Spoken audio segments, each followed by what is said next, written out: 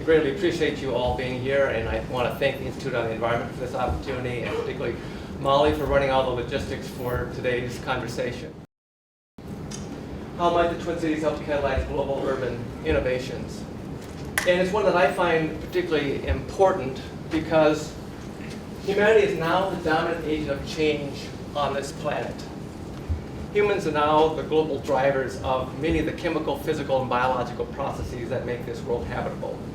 And there's many ways in which we now drive global environmental change. But what all these forcings have in common is cities. Because cities are, for a couple of reasons, driving global environmental change. Although they occupy only a few percentages of the global land area, the aggregate demand of all those billions of people in those areas drive acquisition and extraction of resources around the planet. And another related reason why cities are driving global environmental change is because they make the market. So William Cronin wrote this book, Nature's Metropolis, about Chicago, a remarkable treatise about how Chicago drove the transformation of the Great Plains. Chicago helped drive the extirpation of the bison herds because it made the market for hides. And then Chicago drove the conversion of the Great Plains from grasslands to cropland because it made the market for grain, for corn, and for wheat. Cities make markets. They have always made markets. But now, cities are making global markets because just a few years ago, we passed a remarkable milestone. Half of the world's population now lives in metropolitan areas. And this trend of urbanization is continuing and in fact even accelerating. So we're anticipating that 2/3, or about 6 billion people, will be living in cities around the world by the year 2050. So if we're going to have a sustainable planet, we have got to have sustainable cities. And what are sustainable cities? Well, sustainable cities recycle, yes. Sustainable cities provide transportation options of biking and mass transit and walking. But I also contend that a sustainable city is one that develops environmental goods and services for its citizens and for other markets. It makes the markets for environmental urban innovation. And I contend that the Twin Cities are well positioned to be a center for global urban and environmental innovation in the 21st century. And I'm going to go through a quick SWOT analysis of the Twin Cities and what I think are the strengths, weaknesses, opportunities, and threats for us being a center for 21st century urban innovation. So, first of all, strengths. This is a remarkable metropolitan area. It is one of the healthiest, wealthiest, best educated metropolitan areas in the United States, therefore, in the world. It has amazing assets that is easy for us to take for granted. But it also has weaknesses, and I'm not going to describe what I perceive the weaknesses are. I'm going to use an outside perspective. So here's the background. The St. Paul Riverfront Corporation is this remarkable institution in downtown St. Paul that for over 20 years has been promoting urban design as a tool for making St. Paul and this larger metropolitan area more livable for more people. Every year it has this enormous banquet, the Great River Gathering, where 1,000 people get together to celebrate the previous year's successes and to imagine how the Twin Cities and St. Paul can evolve and prosper going out 5-10 years in the future. There's always a keynote speaker. But in recent years, the corporation has brought in a speaker for the whole weekday prior to the Great River Gathering and engaged that person in a wide variety of conversation and events around the metropolitan area. So this is Gil Peñalosa. He's the president of 880 Cities in Toronto, which works around the world on helping cities imagine how urban design, urban transportation can make cities more livable for everyone, whether they're 8 years old or 80 years old or everyone in between. So he was here for a full week, and he was engaged in 18 residencies during the course of that week. Got to talk with a lot of folks, got to see a lot of the metropolitan area. And then he gets up on stage before 1,000 people on a Thursday evening on the 8th of May and says, here are 14 things where I think the Twin Cities could improve upon what it does. I'm not going to go through the whole 14. but here's a couple of them. He says, shift your aspirations from good enough to great. He says, one of the big problems of this metropolitan area, you're pretty good. Pretty good place to live, pretty good place to work, pretty good place to raise a family. But good enough isn't good enough anymore, because we are in a global competitive metropolitan environment. Good enough doesn't get you great. And he says you need to compare yourself to the world's best. And I guess I'm as guilty of this as others. When I think about what's the competition for the Twin Cities, I think, well, what's Denver doing? What's Portland up to? What's Toronto? But he says, no, you need to think about the Twin Cities as being in a global competitive economic environment. So compare yourselves with Melbourne, Stockholm, Berlin, Shanghai. Those should be your benchmarks. So let me just touch upon opportunities. And I'm going to say that there's 5 opportunities. And these are place-based opportunities. Place-based, but 5 discrete opportunities that I also think can be encompassed as one entire all-encompassing opportunity. So here's the first one. Here's the former site of the Ford assembly plant in the Highland Park neighborhood, 125 acres. Remarkable assets, just minutes away from an international airport, highways, rail. Here's another opportunity.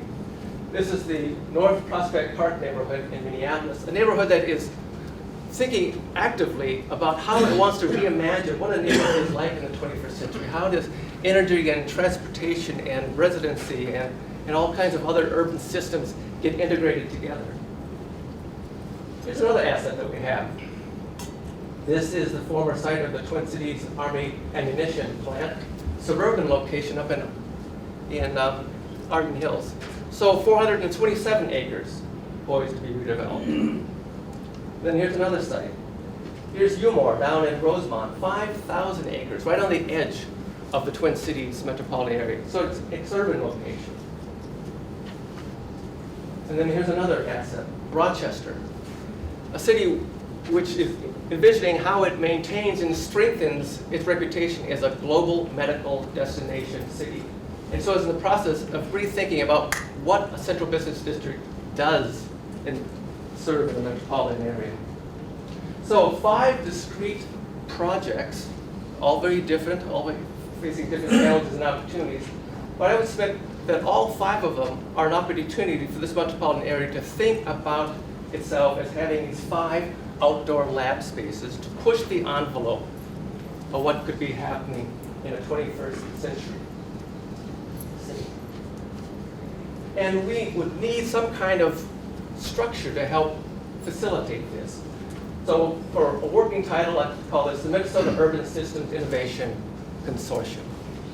So why a consortium? Well, because no individual organization or entity is going to develop any one of these sites all by itself. It's going to be a collaboration of academia, and we have a remarkable asset, the University of Minnesota, a land-grant institution right in the middle of a major metropolitan area. It'll be a collaboration with government, business, NGOs, and national foundations. And I think the big opportunity here is that if we can present ourselves as a metropolitan area that is actively thinking about how to use these different kinds of land uses, suburban, urban, ex-urban, central business districts, and new and novel ways to advance how cities become more livable for more people in the 21st century while reducing their environmental impact, I think we have the opportunity to really galvanize regional, national, and international support for us being a foremost incubator of 21st century urban innovations. Because there is a lot of thinking going on in this regard. A lot of foundations see cities as being essential in figuring out how do we make a more sustainable planet because of the huge forces of change that cities drive. So just a couple of days ago, the Knight Foundation announced its Knight Cities Challenge, $5 million put up for the best ideas that people come up with between now and early November to make cities more livable for more people. But they're not the only ones in the game. Kresge, Serdna, Rockefeller, MacArthur, Bloomberg, Clinton, they are all investing enormously in cities because they see cities as being essential in creating a more prosperous and sustainable future. I also see us taking these 5 locations as a way of sharing ideas and resources for how each site can pursue and implement one signature urban innovation. Each one of these sites has assets, challenges, liabilities, but I think each one of them also presents opportunities to really push the envelope on what an urban innovation could be in the 21st century. I also see us using these sites to help catalyze the next set of urban innovations in Minnesota. There are other projects happening around Minnesota, Duluth, for example. And we disseminate the results as widely as possible about how we have used our assets in this metropolitan area to push our thinking about how cities become more livable for more people in the future while reducing their environmental impact. And here's one way I think the Science Museum could be an asset to helping to advance our work here on sustainable cities. We are pursuing the development of a major traveling exhibit about the past, present, and future of cities. And this is where we have done work in recent years around the United States. So I think we're not the only tool, but I think we could be an important tool for helping this metropolitan area innovate in urban design, planning, and implementation, and disseminate our learning, our results more broadly. So threats. Not so much a threat as an exhortation by Gil Peñalosa. And he said, this was his #1 takeaway last Thursday, Thursday the 8th of May, which was tackle a big goal. Galvanize yourselves to tackle a big goal. Not because of the sheer self-aggrandizement of doing so, but because tackling a big goal requires the collaboration of government and NGOs and businesses and foundations and academia to realize that and to achieve, truly, I think, more livable urban areas for more people. It's going to require us to set a big goal. So the future of Earth is going to be decided by human decision making. And cities are going to be the ones making a lot of those decisions, either by design or by default, by accident or by intention. So let's imagine, design, implement, and realize the twin cities that we all want, and that can help drive global environmental improvements in cities around the planet. So with that, I'm going to wrap up, and now I'm going to introduce Ann Hunt, and she's going to have 5 minutes to fill you in about her thoughts and comments. So first of all, Ann Hunt has been the Environmental Policy Director for Mayor Chris Coleman in the City of St. Paul since 2006. Her responsibilities are to develop and implement the Mayor's sustainable policy initiatives in partnership with the City Council, city staff, environmental organizations, businesses, labor unions, and utilities in order to protect the city's air, water, and urban landscapes. She focuses a lot on energy efficiency, clean energy supply, alternative fuels and vehicles, transportation options, recycling and waste reduction, reforestation and green spaces, and water quality. She is the go-to person at the City of St. Paul when it comes to the environment. So please welcome Ann Hunt for a few minutes.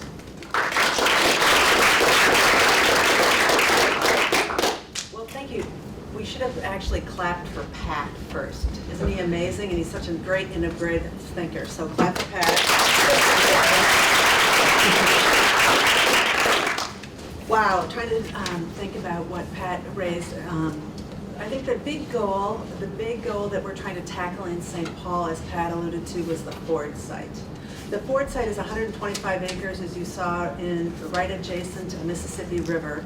When Henry Ford chose that site, he picked it as the best in the country, he said, to develop his plant because of its proximity to the Mississippi River and the assets that it gave to the community, where we were able to use the water to generate electricity for the plant. We were able to mine the sand to create windshields. They were able to ship the cars either by boat on barges or ship them on the rail.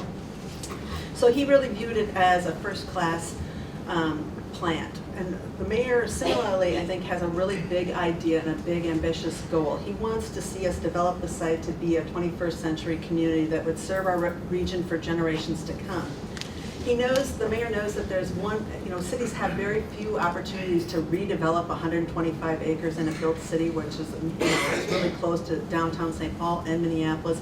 A neighborhood has grown up around it. There's several colleges and universities within close proximity. And I think he envisions seeing it as a really forward-thinking, sustainable project that would be both an integration of residential and commercial, but also really well-paying jobs. And the challenge that he's posed to me as the sustainability person is how can we create it to be a net zero energy site? How can it produce enough energy on the site to power any of the redevelopment that would happen there? And he set the bar a little bit higher, I think, after listening to Gil Peñalosa, that he told me that we couldn't include any of the hydroelectric. There's already like 14 to 18 megawatts of hydroelectric on the grid, so he said that's already existing renewable energy. We have to go above and beyond that, and has that as an ambitious goal.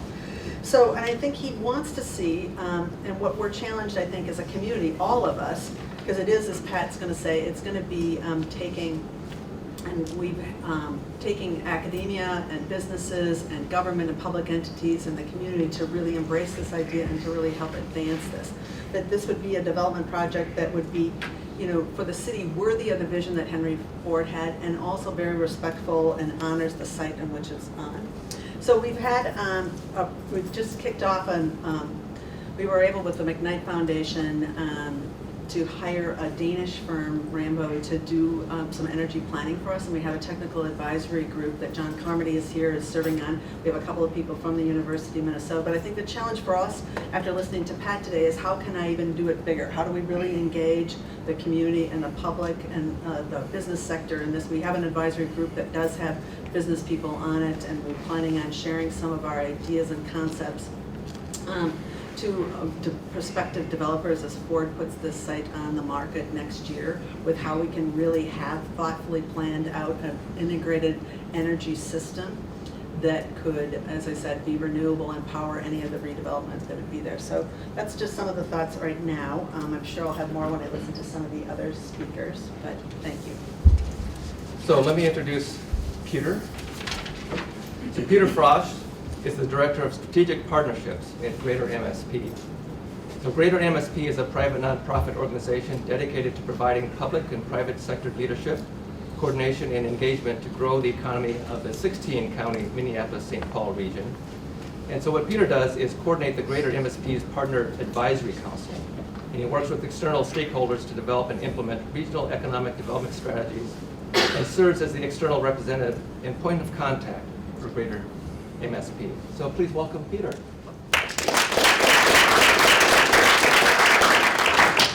Pat, thank you for inviting me today. That was a great presentation. It's the right conversation to be having right now, because one of the few things we know is that the past will not be the future. So, and we all care about this place. We want to keep it the kind of place that you showed in the beginning of your presentation. So we need to do something different.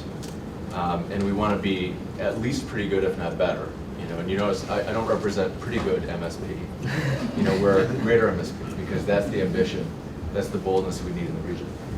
So I guess I'd like to talk for a few minutes about how we do it, and pick up on your idea of markets, which I think are really important and something that Greater MSP spends a lot of time thinking about. Markets are, once created, are extremely powerful. They drive and sustain and pay for change. But they don't reflect the future. They reflect the immediate present.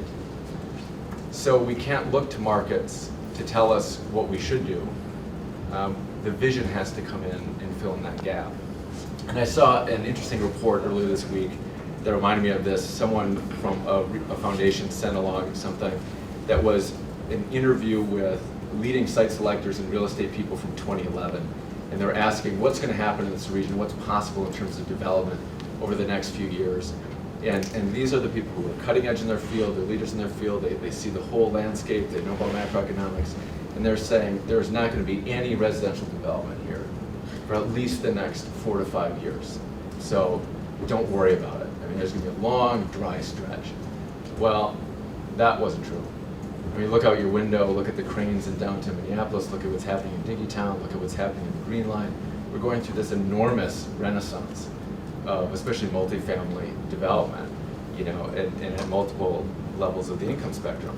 So they were terrible, actually, at predicting the future because their life is really immediate, and they're trying to sell what exists now and trying to meet the market with what exists now. And we have to be aware that sometimes the market is lazy and risk averse. We're going to see high-end condos in downtown Minneapolis go up until the first one doesn't sell. And we're going to see more dorms that are far nicer than the house I live in on the University of Minnesota's campus until the first one doesn't sell. And then it'll do something new. So,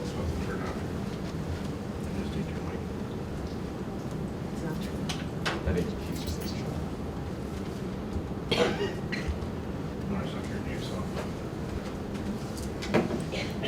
That way you want to hold it. Sorry. Technical break. So I think what I'm trying to suggest is we need to examine the relationship between everything Pat was talking about and what we want to do in the market. What is the role of the market? What can we expect from it? And what do we need it to do? Because the gap between the market and the vision is a subsidy of some kind. And that fundamentally changes the conversation. You have to have private money that backs this, but is it going to be the first money? And where does it come from? You know, if we're thinking global, there's global financial direct investment that has different time horizons and exists at a different scale than some of the other sources we think about today. Private companies can do things that public companies can't.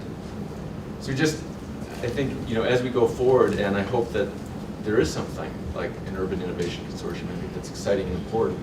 We need to have a real conversation about the market that grapples with some of these uncertainties, and there's some uncomfortable things that we don't know about the middle of this, and we have to just invite that uncertainty. And then I think also just to put a point on the frame of reference, you talked about what we look at. I think that's incredibly powerful, and it doesn't cost anything to stop thinking about Sioux Falls and instead start thinking about Singapore. That's free, but it's really powerful because it changes our expectations, it changes the way we look at what's around us, and that's something that that's a way to change a public conversation very quickly, and it's a way to create some motivation among leadership, among the leadership constituencies in the public sector and the private sector, because the other thing we have to recognize about what Pat talked about is it's nobody's job to do that. Nobody's going to lose their job if we don't become a great global center. And so we have to find the motivation to act and do things differently and at a different scale. And that motivation is not going to be a crisis, which is sometimes what we wait for to move. So with that, I'll carefully pass my mic on. Actually, pass it back over here and I'll introduce Mike.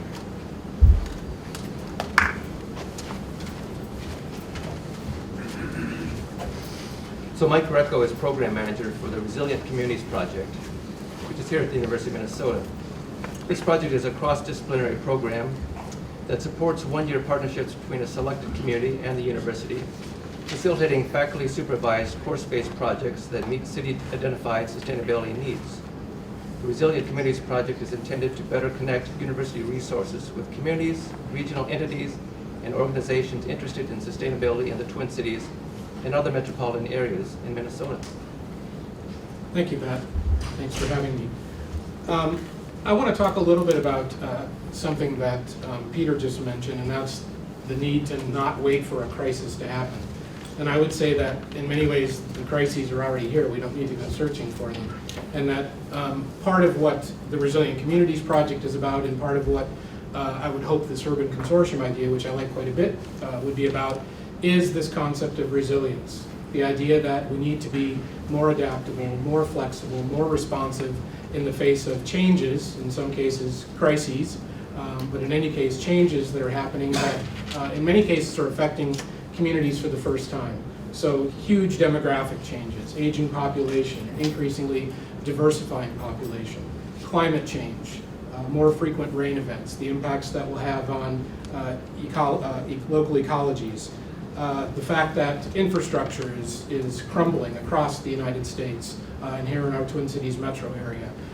These are all challenges, but they also present opportunities. And part of what the Resilient Communities is about, the Resilient Communities Project is about, and part of what I think the University of Minnesota and any university can contribute, any research university, is ideas, innovations, imaginative solutions to these issues that can help local communities become more adaptive. And so I think one of the things that's really attractive about this urban incubator idea is the fact that it really gives us a transect of the different types of urban situations where we're dealing with these kinds of issues. From an urban neighborhood in North Prospect all the way to an ex-urban area in Unimore Park and Rosemont, and a central business district like Rochester. So I think thinking about the fact that each of these challenges is going to manifest itself differently in different situations, and we need this kind of regional thinking and broader thinking along these different transects to recognize that the solutions to these problems are going to be very different in different places. And so I think that's a nice element of this particular approach that Pat has laid out. Pat's mentioned that the region is already healthy, wealthy, and wise. We score well on those three indicators. But I would suggest there are other things that from a regional perspective we should also be celebrating as some of the strengths of what we're already doing, and that in fact this can provide maybe an additional inflection to what Pat's laid out. We have a regional governmental system in the Twin Cities metro area, the Metropolitan Council. Regardless of what you might think of the Metropolitan Council, there's no doubt that the existence of the council has improved the livability of the Twin Cities metro area and is at least partly responsible for the Twin Cities scoring so high on those three metrics, healthy, wealthy, and wise. We have a regional transit system that when it's built out over the next 20 to 30 years will provide transportation options and opportunities to people throughout the 7-county Twin Cities metro area and beyond. We have a world-class park and trail system. That's the envy of many major metropolitan areas across the country and across the world. We have lots of economic initiatives that are happening at the regional level. The Itasca project, the Fiscal Disparities Program, which is one of the only programs of its kind in existence in the United States as a way to share tax base. So I think the other thing that we ought to think about as we're thinking about urban innovation and is the advantages that come from thinking about these questions both at the local level in these particular place-based areas, but also thinking about them regionally and the kind of strengths that emerge from a regional partnership that brings in the 5 different entities that Pat has talked about. And the last thing that I would say is I think we need to emphasize sustainability very broadly and not simply focus on environmental sustainability, but think about issues of social equity and diversity. Think about economic opportunity and economic efficiency. It's important certainly to keep environmental issues at the forefront, given that that provides the physical foundation for our existence as human beings, but I think we need to start thinking more systematically about how we bring more equitable and more economically efficient opportunities both to the region and to these individual sites that Pat has pointed out. So with that, I'll pass it back to Pat. Thank you, Mike. I think what we'll do now is I'm just going to give my panelists an opportunity if they have any questions or comments or remarks that they want to make to one another, and then also take the opportunity to ask a question or two, and then we will look forward to your questions and comments.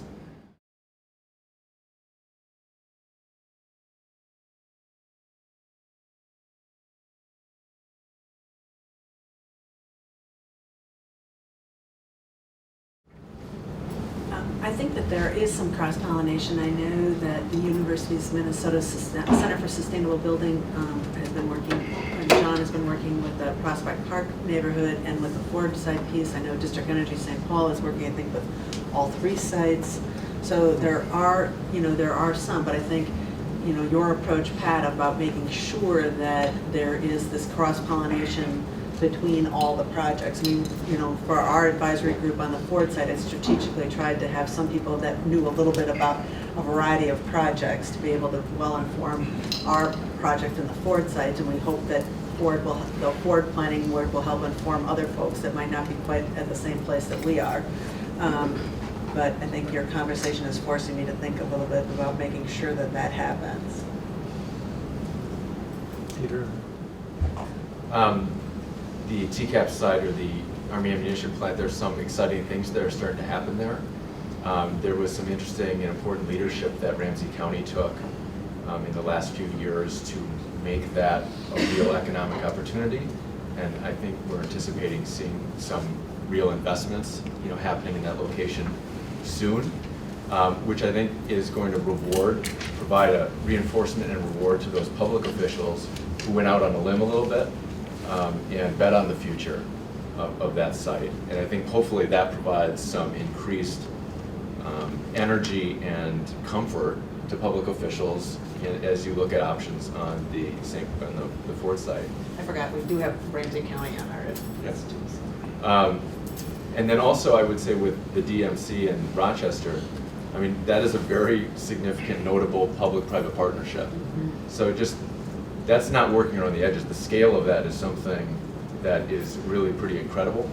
And hopefully that creates new conversations and really opens up new opportunities in Prospect Park, in other, areas of the metro and across the state, and thinking about how the state and other public sector entities can work with the private sector, for the long term.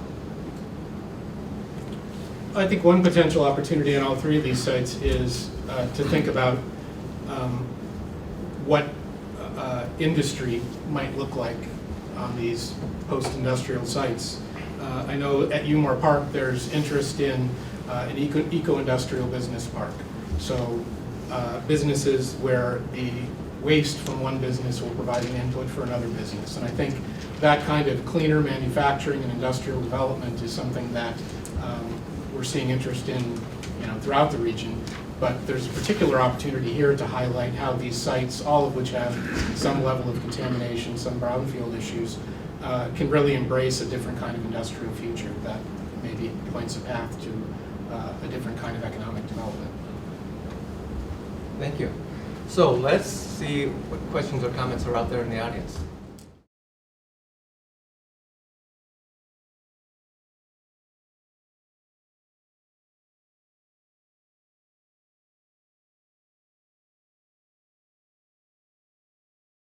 Go first, Kate.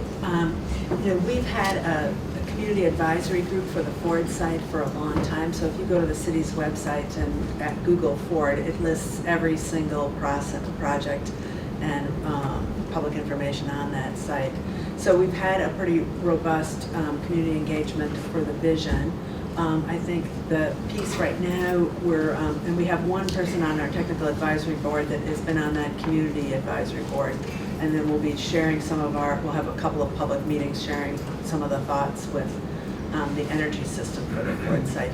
I think that one of the challenges I do see, and maybe Pat didn't allude to this, but you kind of said it when we like to be average, or what it was, Good enough. Good enough, is that there is certain comfort in the status quo.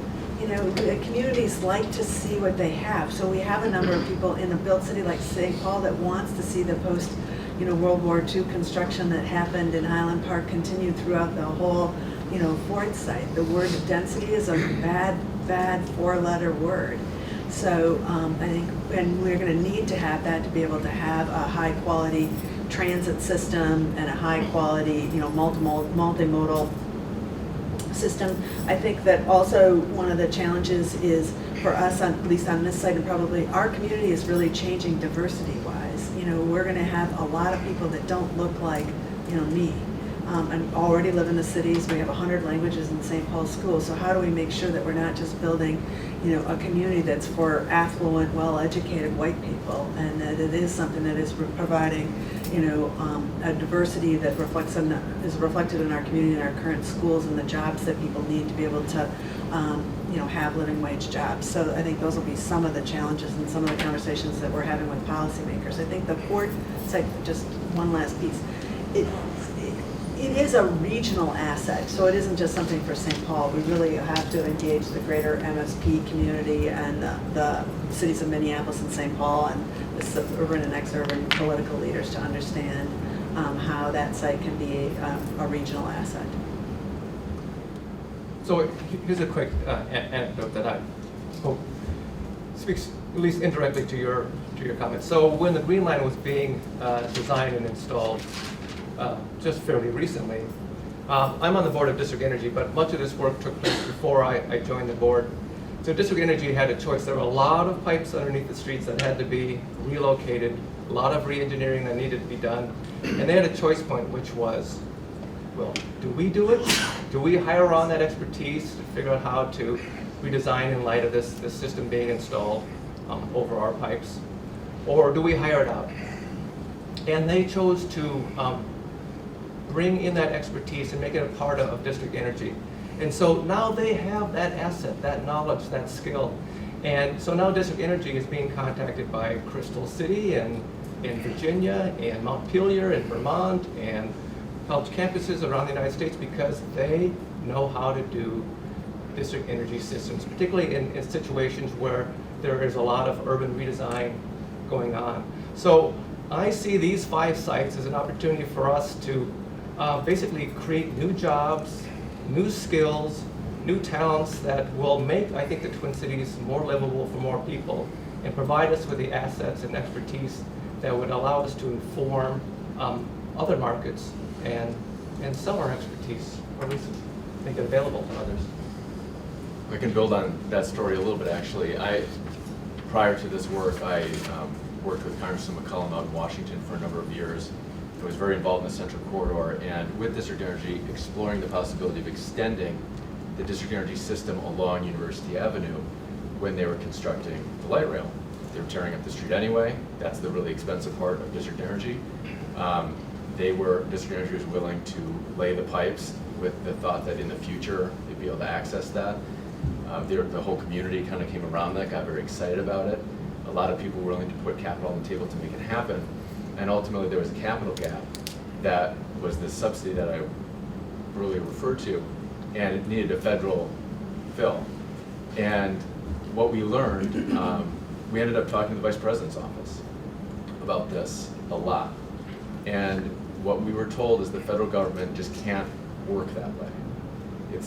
They want to do it, but they weren't structured to respond. We weren't talking about a lot of money in the grand scheme of things. They weren't structured to respond to what the community needed. The private sector, the public sector, the city, everybody.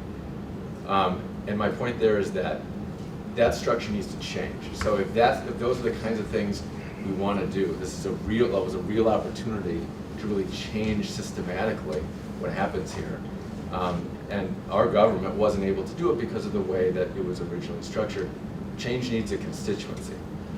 So, and that's true in Washington, and it's true here as well. So it's important for everyone in this room, if we all agree with what Pat was saying, to call and email your elected officials and let them know that what you expect to see is something bigger and bolder than what's taken place. And it's a simple message. And we've got some examples to point to. But they need to hear from you and everybody else who agrees with that, because they definitely hear from everybody who doesn't want it. And they hear, it's very intense when it gets to some of these specific neighborhood projects. So I think part of this is changing, as a region, changing the way we think about who the constituency is as well. So a project may be adjacent to a neighborhood, but it's more than that neighborhood. And the problems we're facing, these opportunities to address these problems in space have citywide and countywide and region-wide and statewide implications. And so a lot more of us have a stake in some of these places than those neighborhoods alone. Yeah, and I would just add, I agree with Peter, and I think the Umore Park property is a prime example of that. It's a case where, as Kate alluded to, with TCAP, if that site's developed, it will more than double the population of the city of Rosemont, which is about 25,000 people right now. And so one big concern about development of that area is how that new development would be integrated with the existing city of Rosemont, which has a fairly vibrant downtown core, it has a commercial corridor, it has obviously lots of residential development. And so I think, and then there's a question of whether any kind of development at the ex-urban edge can really be sustainable given its location. And so I think it's going to take a lot of innovative thinking to figure out how development in that area can look different from the suburban development that already exists out there, but still be integrated into that community so that it feels like a community, and take advantage of the regional systems that are in place, and that in many cases don't extend out that far, so transit being the most obvious example.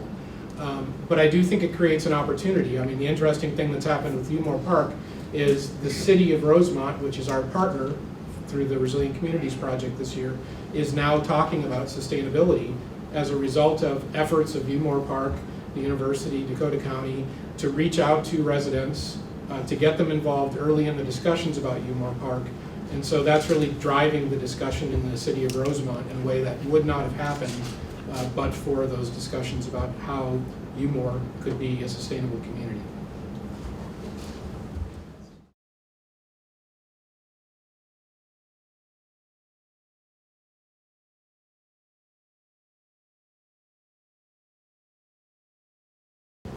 Well, I think Chicago was very resilient in figuring out how to exploit resources from its hinterland. When the bison were gone, then it collected the bones to be run into fertilizer, and then the bones were gone. It encouraged the conversion of the grasslands into croplands. So Chicago, yes, it's a very resilient city, but I'm not sure that that was sustainable in the long run. So I'm not going to argue semantics here. I think what we want here are cities that are more livable for more people, but reduce the amount of environmental pressure that they put on the global environment. So looking for ways in which they can service the needs of their populations and use less water, energy, and resources. Now, I was at a neighborhood fair in Frogtown in St. Paul just a couple weekends ago. And that is a very diverse neighborhood. And I rolled out a map of St. Paul, actually an aerial photograph, and asked people, what do they want? Just a completely open-ended question. And I was surprised that the responses were, I think something common throughout a metropolitan area. They want good jobs, they want good schools, they want access to green areas, and yeah, they actually do want a bikeway. They want Charles Avenue to be a bikeway, which is what the city of St. Paul is actually in the process of implementing. So I think that these issues of how we make our cities more livable for more people, they are knotty problems because obviously they have this very tangible, direct effect on people's lives, but at the same time they aggregate up to these global issues. And I think that the challenge and the opportunity for this metropolitan area is figuring out how we finesse both of those. How we generate ideas that neighborhoods can grab onto and say, we're excited about this, and at the same time generate ideas that can garner wider attention about what is possible.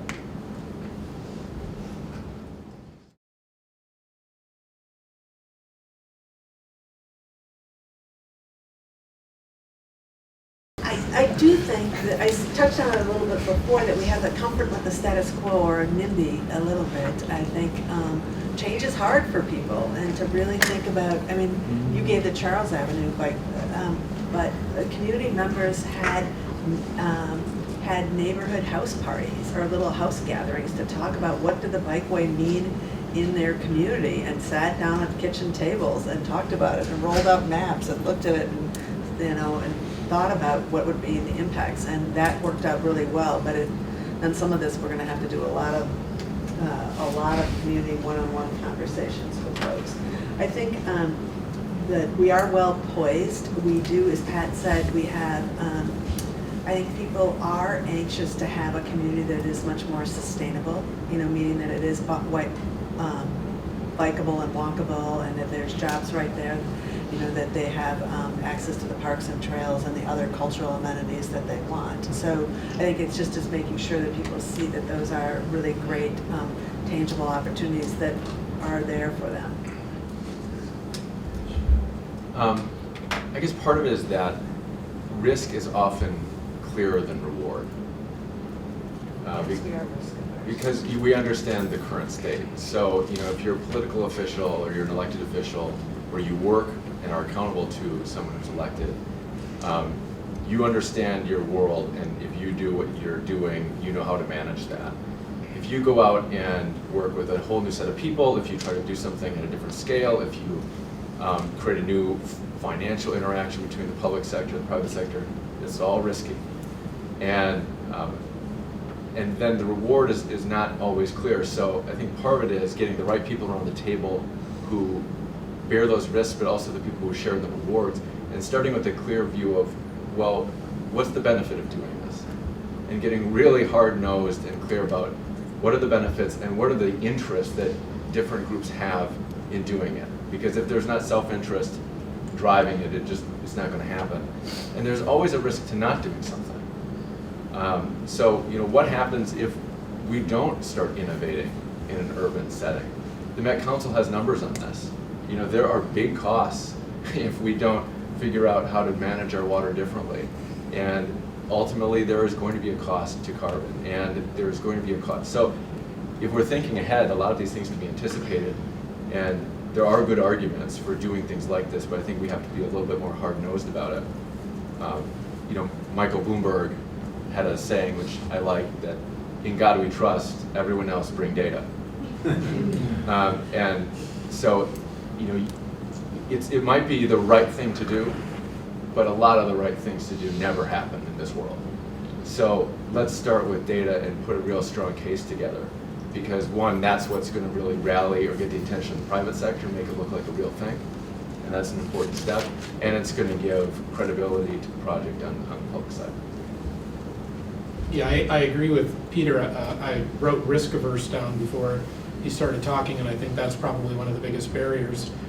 Particularly, again, looking at the Umar Park example, that development arena is such that suburban development is the kind of development that most developers who develop in that area want to produce. And so, as Ann said about the desire to extend Highland Park into the Ford site, there's that desire to keep doing things like we've done them. And so I think, one role the university can play perhaps is providing some of that data, providing some of that information that will make risk seem lower and the rewards seem more likely to help pave the way for some of these kinds of projects.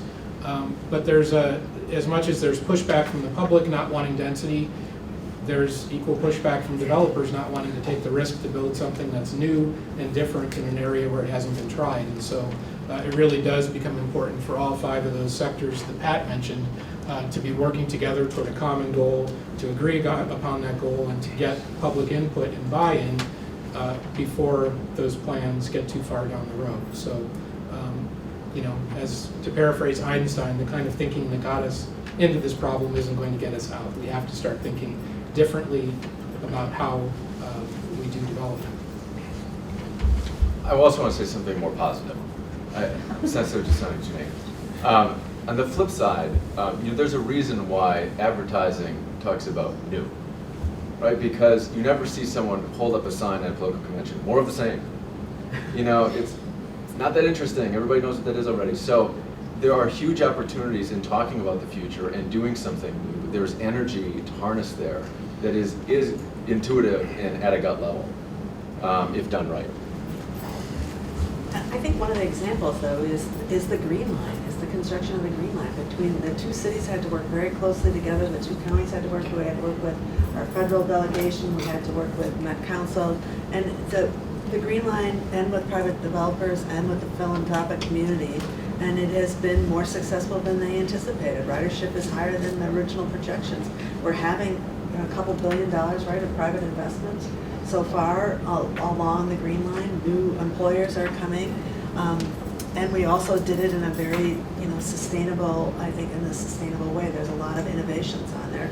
We had a deep partnership with a number of the entities that I just mentioned on what we call the Energy Innovation Quarter, and the University Sustainable Building Research helped us really document how much energy we save from energy efficiency, how much new renewable energy went in there, how many new electric cars and car charging stations, the Science Museums project. So there was that real opportunity for collaboration. So now I think Pat is posing that we try to extend that to some bigger development opportunities. And everybody was there for the ribbon cutting and take part in the success of the Green Line. And I think we also did it in a way that was very respectful of the community that lived there, lives along the line, and is trying to also, I think,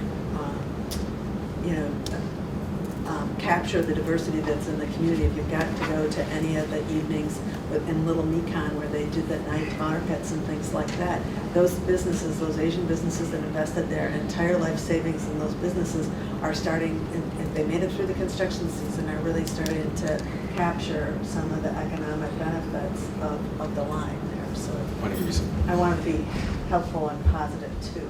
Well, and I stay on this theme of positivity. I mean, a lot of people deserve a lot of credit for the green line, and they won't get it, but they deserve it. And someone sent me an article yesterday that was in CNN Money, and it says 10 most innovative cities in America. Minneapolis, St. Paul is one of them. And what is the feature? It's the green line. I said how to do transit right, and it's this huge piece about people and faces and all kinds of different things along the line. And I think that goes to show that if we do something like this, projects are not just projects. Big projects can be powerful and get attention, change the way that people think about us, and change the way that they carry expectations to their cities.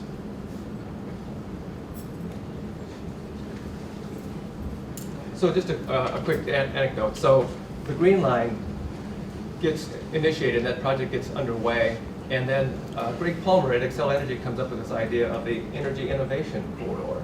The idea that let's see how many different kinds of energy innovations we can fit into that corridor along the Green Line from downtown St. Paul to downtown Minneapolis. And I don't know what the dollar value has been tallied up on that, but it's an enormous number of projects. So we had a big idea. Let's connect Minneapolis and St. Paul by light rail, $1 billion project that is generating all kinds of additional development, generated all kinds of energy innovation in that corridor. And that's what I think is the opportunity, is we look more broadly at this metropolitan area, at these large opportunities for redevelop, reimagine what cities can be in the 21st century, tackle a big goal, and there'll be lots of other benefits that will accumulate along the way. And we'll get the attention, as you described in that article, of national and international organizations if we do so.